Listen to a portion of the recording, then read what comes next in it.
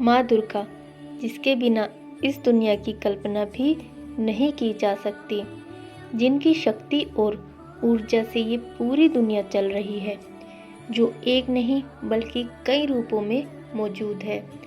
दुर्गा सप्तशती में माँ दुर्गा के हर रूप का वर्णन बहुत ही खूबसूरती के साथ किया गया है। दुर्गा सप्तशती में माँ दुर्गा के 8 नामों का उल्लेख है, जिसमें माँ दुर्गा के 700 श्लोक हैं। इसी वजह से इसे सप्तशती कहा जाता है। मान्यता के अनुसार नवरात्रि में जो भी भक्त सच्ची श्रद्धा के साथ दुर्गा सप्तशती का 9 दिन तक पाठ करता है, माँ उसकी सभी मनोकामनाएं पूरी करती है। माँ दुर्गा आदि शक्ति है, लेकिन वो इस दुनिया में कैसे प्रकट हुई? ऐसा क्या कारण था कि माँ दुर्गा ने अवतार लिया? इसके पीछे की कहानी हम आपको आज इस वीडियो में बताने जा रहे हैं।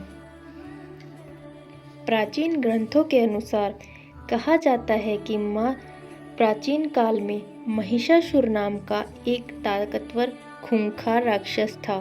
वह असुरों के साथ के राजा रंभ का बेटा था, जिसके कारण वह अपनी ताकत पर बहुत अधिक घमंड करता था। तीनों लोगों को वह अपनी मुट्ठी में करना चाहता था। महिषासुर इंसान और भैंसे दोनों का ही रूप ले सकता था, इसी कारण उसका नाम महिषासुर पड़ा। महिषासुर अमर होना चाहता था।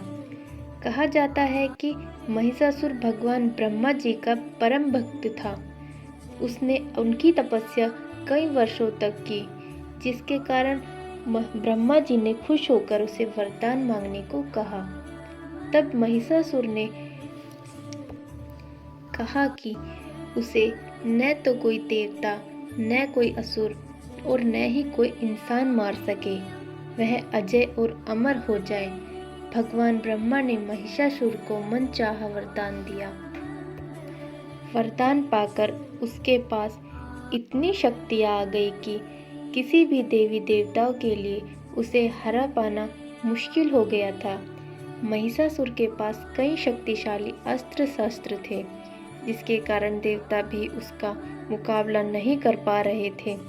महिषासुर ने देवताओं को परेशान करना शुरू किया और फिर स्वर्ग में भी अपना अधिकार जमा लिया। इंद्र सहित सभी देवता धरती पर इधर उधर भटक रहे थे, लेकिन वहाँ भी उसने देवताओं को परेशान करना नहीं छोड़ा और साथ ही धरती पर भी वह साधु संतों की पूजा पाठ में खलल डालने लगा और बिना किसी कारण उनकी हत्या भी करने लगा। उसके पाप लगातार बढ़ते जा रहे थे। महिषासुर के आतंक से पूरी धरती त्राहिमाम करने लगी। अब सभी देवता मिलकर त्रिमूर्ति भगवान ब्रह्मा, विष्णु और महेश के पास जाकर यह सब बताया। तब इस असुरी शक्ति को खत्म करने के लिए माँ दुर्गा ने अवतार लिया। तब ब्रह्मा, विष्णु, महेश सहित सभी देवताओं के अंश से 8 हाथों वाली ऐसी देवी का जन्म हुआ जो शक्तिशाली थी। उनके चेहरे पर तेज था। उनके आसपास इतनी अधिक ऊर्जा थी कि चारों तरफ उजाला फैल गया। माँ दुर्गा के अवतरित होने पर सभी देवी देवता बहुत खुश हुए। माँ आदिशक्ति ने त्रिदेव ब्रह्मा, विष्णु, महेश समेत सभी देवी देवताओं की शक्तियों के साथ अवतार लिया था। महिषासुर जैसे राक्षसों को समाप्त करने के लिए माँ दुर्गा को अस्त्रों शस्त्रों की आवश्यकता थी। तब सभी देवताओं ने अपने अपने अस्त्रों के अंश माँ दुर्गा को दिए थे। इसलिए माँ दुर्गा के हिंदुओं की सबसे अधिक शक्तिशाली भगवानों में माना जाता है, जिन्हें हरा पाना इस दुनिया के किसी भी आसुरी शक्ति के लिए संभव नहीं है। माँ आदिशक्ति के 8 हाथ हैं और इन 8 हाथों में कई अस्त्र और शस्त्र हैं। इनके सीधे हाथ में त्रिशूल है, जो भगवान शिव का स्रोत है।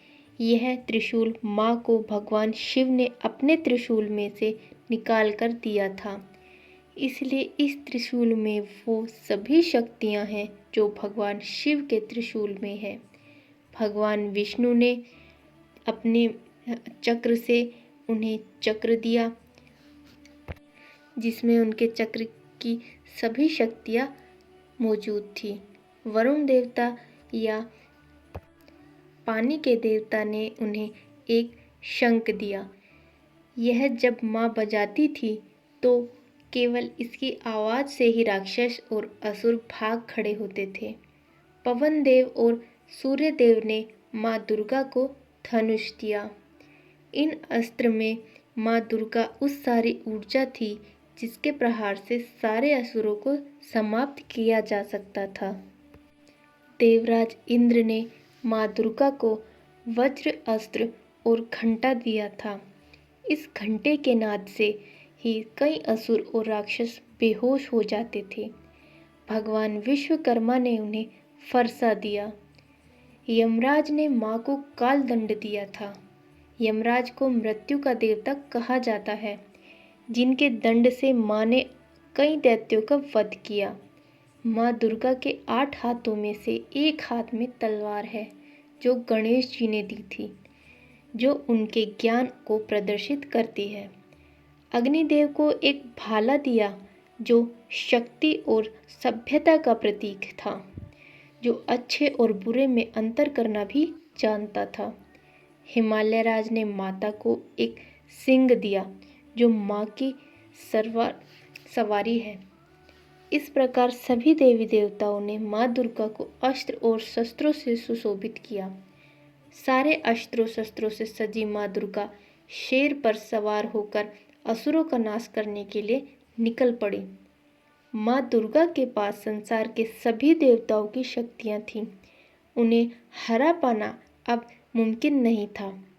जब माता और महिषासुर का आमना सामना हुआ तो माँ की सुंदरता का तेज देखकर उनकी ओर वह आकर्षित हो गया और असुरों के राजा महिषासुर ने माँ को विवाह के लिए प्रस्ताव दिया। महिषासुर की इस दुष्टता से माँ ने बहुत क्रोधित हुई और माँ आदिशक्ति ने कहा कि वह स्वर्ग लोक छोड़कर पाताल लोक चला जाए, नहीं तो इसका अंजाम अच्छा नहीं होगा। लेकिन वह माना नहीं और युद्ध के लिए तैयार हो गया। वह माँ की शक्तियों से अनजान था। उसे लगा कि एक स्त्री उसका क्या बिगाड़ सकती है।